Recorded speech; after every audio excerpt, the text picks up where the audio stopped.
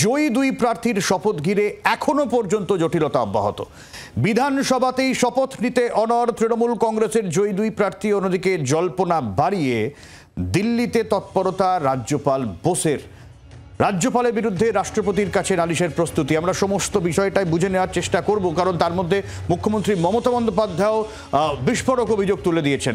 আমাদের সঙ্গে দুই প্রতিনিধি এই মুহূর্তে রয়েছেন, শ্রেয়সী এবং সুতপা। আমি শুরুতে শ্রেয়সীর কাছে যাব। শ্রেয়সী, আমরা গতকালও দেখেছি রেয়াত হোসেন এবং সায়ন্তিকা দুজনে তারা অবস্থানে বসেছিলেন রাজভবনে, বিধানসভায় যাতে রাজ্যপাল আসেন এবং শপথ দেবেন। উল্টো দিকে রাজ্যপাল তিনি রাজভবনে অপেক্ষা করছিলেন। আজকেও এই দুই বিধায়ক তারা অবস্থানে বসে রয়েছেন। এইটা কতক্ষণ চলতে থাকবে, কি বলছেন তারা? একেবারে দেখো, তোমাকে জানিয়ে রাখি যে এই মুহূর্তে রাজ্যপাল তিনি এই মুহূর্তে দিল্লিতে, এবং এই মুহূর্তে আমাদের কাছে যে খবর এসে পৌঁছেছে সেটা হচ্ছে যে রাজ্যপাল আজকে দিল্লিতে রাষ্ট্রপতি, উপরাষ্ট্রপতি এবং স্বরাষ্ট্রমন্ত্রীর সঙ্গে তিনি দেখা করবেন এবং তিনি পার্লামেন্টে যাবেন। সেই খবরও কিন্তু আসছে আমাদের কাছে যে আজকে রাজ্যপাল সেক্ষেত্রে রাষ্ট্রপতি, উপরাষ্ট্রপতি এবং স্বরাষ্ট্রমন্ত্রীর সঙ্গে দেখা করবেন এবং সেখানে কিন্তু তার পক্ষ থেকে কিন্তু এই বিষয়টা নিয়ে কথা বলার জায়গাটা তো রয়েছে, একটা সম্ভাবনা রয়েছে। যেখানে গতকাল আমরা জানি যে এক্ষেত্রে রাজভবনে 12:30টার সময় কিন্তু তিনি, রাজভবন সূত্রে যেটা বলা হয়েছিল যে রাজভবনে 12:30টার সময় শপথ গ্রহণের যাবতীয় ব্যবস্থা হয়েছে, কিন্তু বিধায়করা না আসাতে রাজ্যপাল ক্ষুব্ধ এবং তারপরে আমরা দেখেছিলাম 3টের সময় কিন্তু দিল্লিতে তিনি রওনা দেন।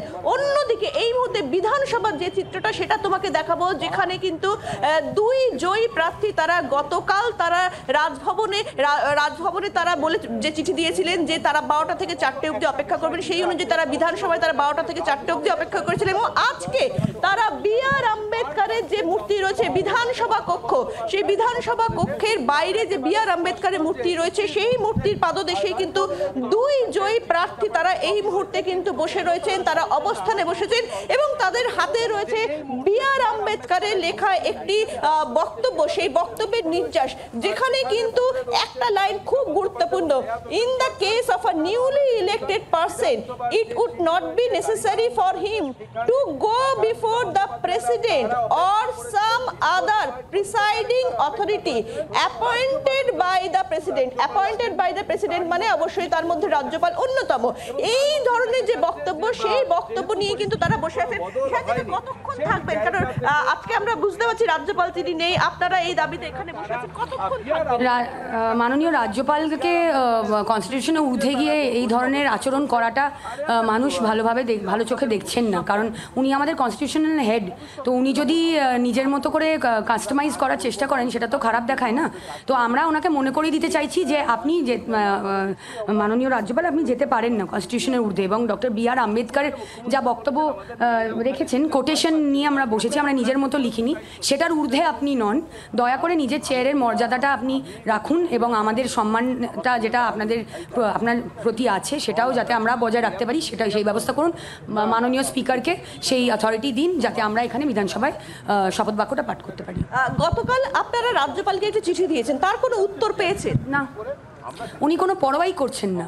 মানে উনি নিজের মতো সব কিছু করছেন, সব কিছু মানে আমরা তাহলে প্রত্যেকেই যদি নিজের মতো করতে শুরু করি তাহলে কি সেটা মানে ঠিক হবে না? তো আমরা কেউই করতে চাই না। আচ্ছা, মাননীয় রাজ্যপালকে আমরা গতকালকে অনেকবার অনুরোধ করেছি যে আপনি দয়া করে নিজে না আসতে পারলেও আপনার কাজ থাকতেই পারে, আপনি অনেক ব্যস্ত, কিন্তু আপনি দিল্লি গিয়ে আপনার কাজ করবেন, আমাদেরকে বিধানসভায় আমাদের কাজটা করতে দিন। তাই আপনি দয়া করে অনারেবল স্পিকারকে আপনি অথরিটি দিয়ে দিন। উনি দেননি, আমরা বসে আছি। এই মুহূর্তে কিন্তু বসে আছেন এনারা দুজনে এখানে, এবং এই মুহূর্তে কিন্তু বি.আর. আম্বেদকরের যে মূর্তি, সেই মূর্তির পাদদেশে তারা বসে আছেন। আমি শ্রেয়সী তোমার কাছে আবারও আসবো। এই গোটা বিষয়টা নিয়ে কিন্তু তৃণমূল কংগ্রেস তারা রাষ্ট্রপতির দরবারে যাবেন এমনটাই ভাবনা চিন্তা করছে। রাজীবের কাছ থেকে এই নিয়ে আরো আপডেট নেব, তবে তার আগে সুদীপ বন্দ্যোপাধ্যায় কি বলেছেন শোনাবো।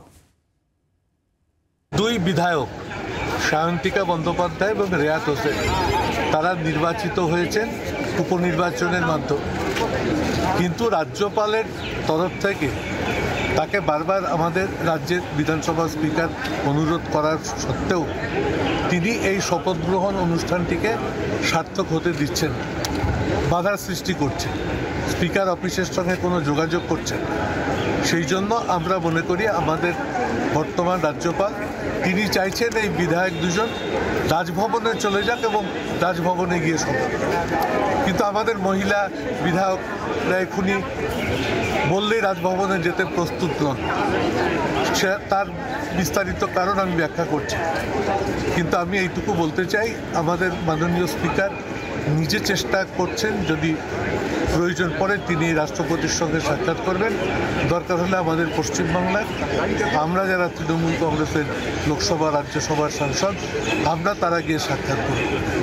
বর্তমান রাজ্যপালের ভূমিকা এক্ষেত্রে আমরা তীব্রভাবে নিন্দা করি এবং আশা করি তিনি মাননীয় স্পিকার মহোদয়ের সঙ্গে এ ব্যাপারে কথাবার্তা অবিলম্বে শুরু করবেন এবং এই দুই নির্বাচিত বিধায়কের শপথ গ্রহণ অনুষ্ঠান সম্পন্ন করে তাদেরকে বিধায়ক হিসাবে কাজ করা এবং এলাকার উন্নয়নের কাজে নিজেদেরকে সামিল করতে তিনি যথাযথ উদ্যোগ নেবেন।